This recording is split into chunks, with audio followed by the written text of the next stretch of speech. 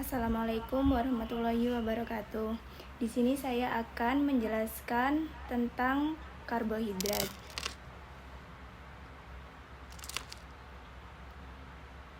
Untuk yang pertama itu ada definisi atau pengertian karbohidrat. Karbohidrat itu merupakan senyawa karbon, hidrogen, oksigen yang terdapat di dalam alam. Karbohidrat ini mempunyai banyak rumus empiris, yaitu diantaranya CH2O. Karbohidrat itu sebenarnya turunan dari polisakarida dan aldehid serta keton.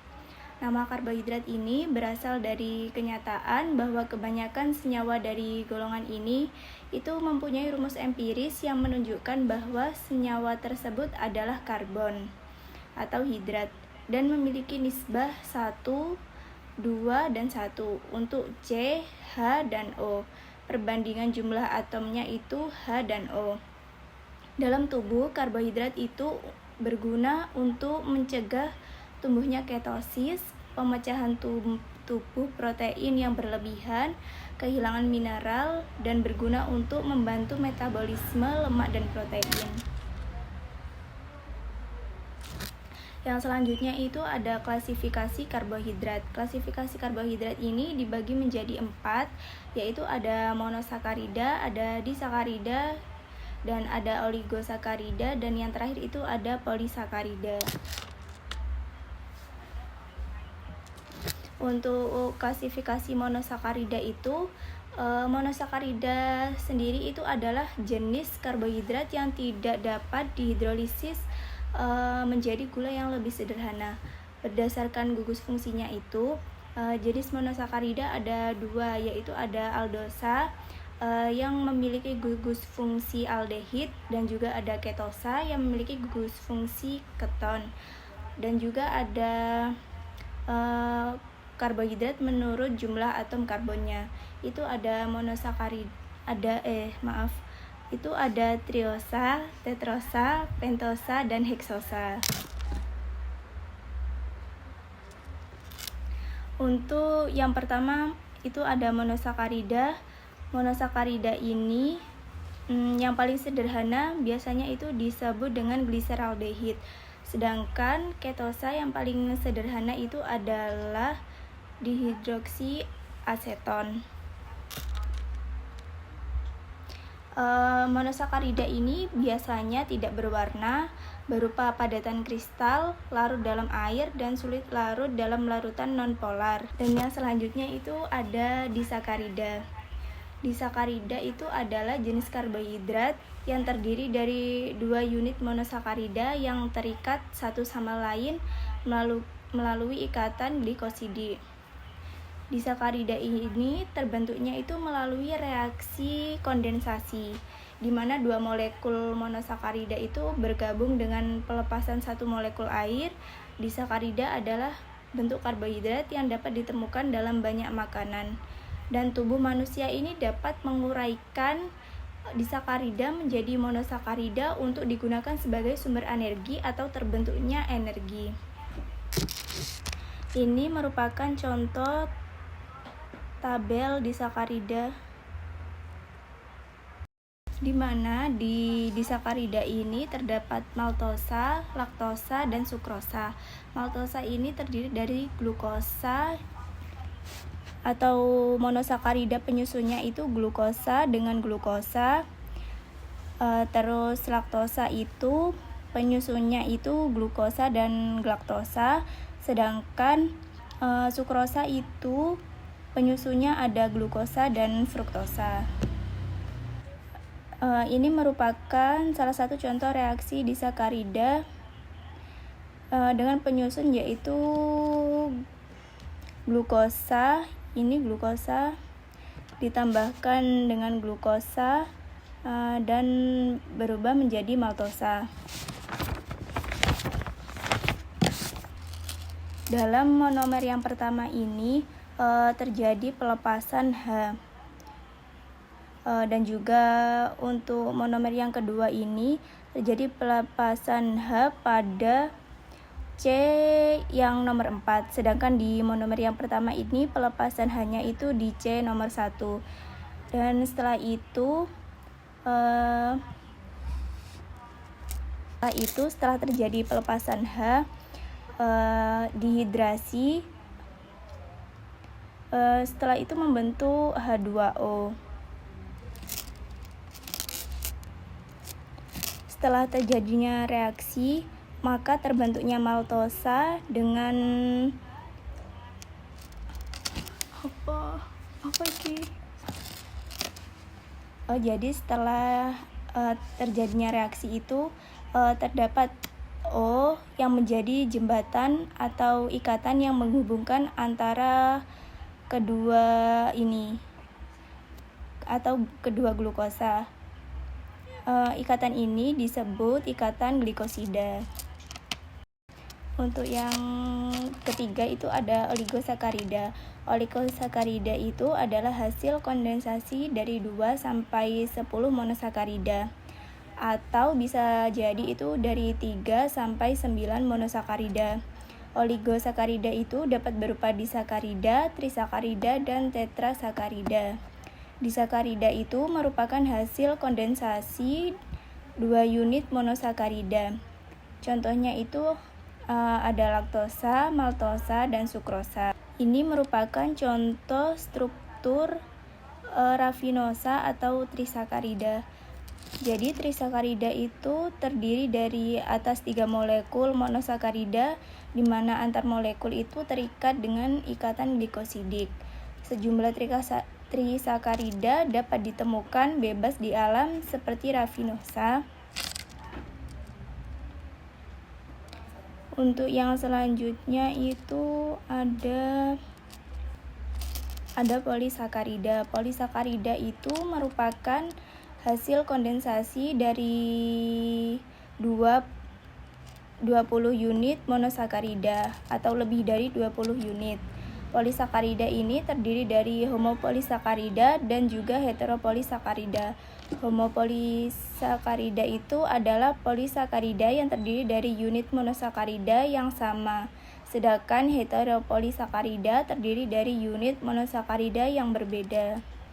Dan yang selanjutnya itu polisakarida yang berfungsi sebagai bahan makanan cadangan, yaitu pati dan glikogen. Sedangkan pembentuk struktur molekul yaitu ada kitin dan selulosa. Untuk yang pertama itu ada pati. Pati merupakan senyawa cadangan pada tumbuhan yang terdiri atas unit glukosa.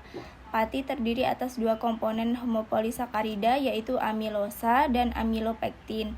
Susunan komponen tersebut dalam tumbuhan yaitu 10-30% amilosa dan 70-90% amilopektin. Jika dianalisis dengan menggunakan iodin, amilosa akan membentuk kompleks berwarna biru. Ini merupakan contoh struktur amilosa. Strukturnya ini pada gugus kedua atau karbon C yang keempat itu melepas H, dan juga pada gugus yang pertama pada karbon C yang pertama itu juga melepas H, sehingga atau bisa jadi dihidrasi membentuk H2O. Setelah itu pada gugus yang ketiga dan yang keempat itu sama dan seterusnya.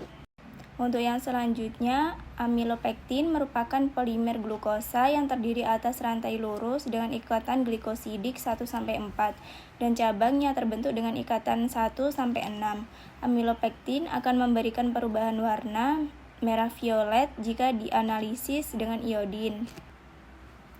Jadi pada struktur amilopektin ini pada gugus yang pertama itu melepaskan H. Jadi untuk struktur amilopektin ini pada ikatan glikosidik alfa 1-4 yaitu ini dapat dilihat pada rantai yang bawah ini ya. Pada gugus yang pertama, cabang yang pertama itu yang ini itu terjadi pelepasan H atau OH ini Dan yang selanjutnya itu pada gugus kedua, pada cabang keempat yaitu terjadi pelepasan H. Pada cabang keempat gugus kedua ini di dehidrasi membentuk H2O. Setelah itu pada ikatan yang selanjutnya itu sama. Pada ikatan yang keenam, pada ikatan yang kelima ini dimulai dari gugus yang ketiga pada cabang keenam dengan gugus kelima. Pada karbon yang pertama ini terjadi pelepasan O sehingga membentuk H2O atau terikat. Ustaz jelasnya mau. Untuk yang selanjutnya itu ada glikogen. Glikogen ini merupakan jenis polisakarida yang berfungsi sebagai cadangan makanan pada hewan. Komposisi glikogen dalam liver adalah 10%, sedangkan dalam otot 1-2%. Struktur glikogen sama dengan amilopektin, tetapi memiliki 8-12 cincin residu pada cabang yang terikat pada 1-6. Analisis dengan larutan iodin akan memberikan perubahan warna merah violet.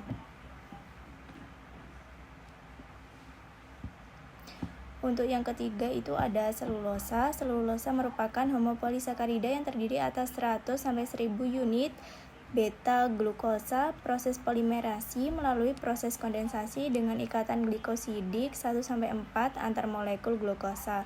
Pada dinding sel tanaman, fibril selulosa membentuk rantai paralel yang saling bersilangan antar layer. Rantai paralel selulosa membentuk mikrofibril memiliki ikatan hidrogen antar rantai.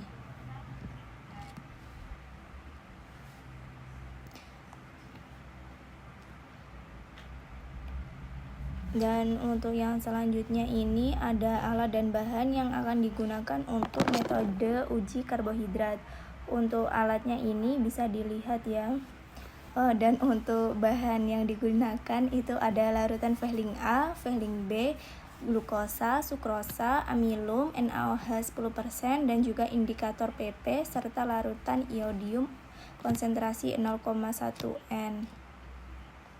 Untuk uji yang pertama itu ada uji Fehling. Uji Fehling ini digunakan untuk menunjukkan sifat khusus karbohidrat dengan adanya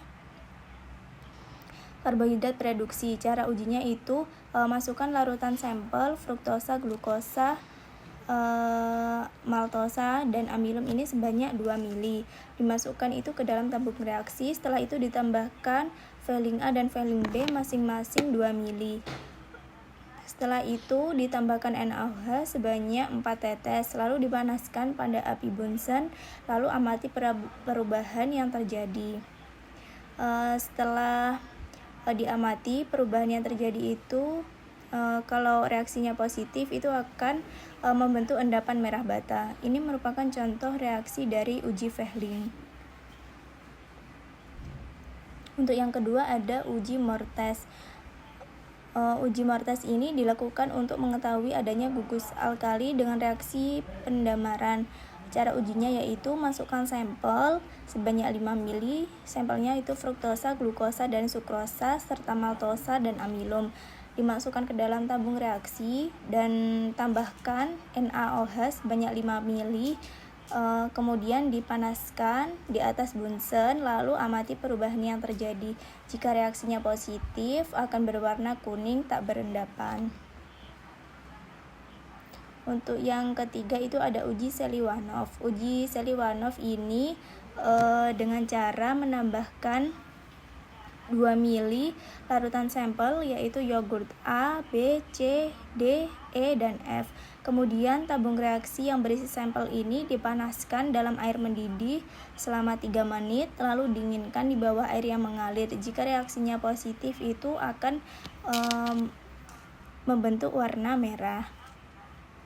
Yang selanjutnya itu ada uji iodium. Karbohidrat dengan golongan polisakarida akan memberikan reaksi dengan larutan iodium dan memberikan warna biru kehitaman yang menunjukkan adanya amilum atau pati pada sampel.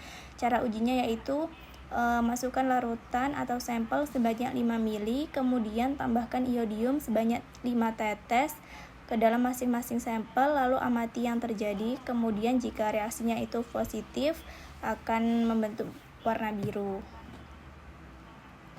Jadi untuk kesimpulan dari beberapa uji yang tadi sudah saya jelaskan, yang pertama pada uji Fehling itu glukosa dan sukrosa menghasilkan perubahan warna menjadi endapan merah bata yang menunjukkan bahwa glukosa dan sukrosa merupakan gula sederhana. Untuk yang kedua pada uji Mohr, glukosa mengalami perubahan warna menjadi coklat kehitaman, sedangkan pada sukrosa mengalami perubahan warna menjadi kuning. Hal ini menunjukkan bahwa glukosa dan sukrosa merupakan gula sederhana. Pada uji Seliwanov, sampel yogurt dan reagen Barford mengalami perubahan warna merah yang menunjukkan reaksi positif dikarenakan mengandung ketosa yaitu fruktosa. Pada uji iodium, hanya amilum yang menunjukkan hasil positif termasuk polisakarida dengan menunjukkan perubahan warna menjadi biru kehitaman. Yang termasuk monosakarida adalah glukosa, sedangkan yang termasuk disakarida adalah sukrosa, dan yang termasuk polisakarida itu adalah amilum. Baik, itu tadi yang bisa saya jelaskan. Kurang lebihnya mohon maaf jika ada salah kata. Wassalamualaikum warahmatullahi wabarakatuh.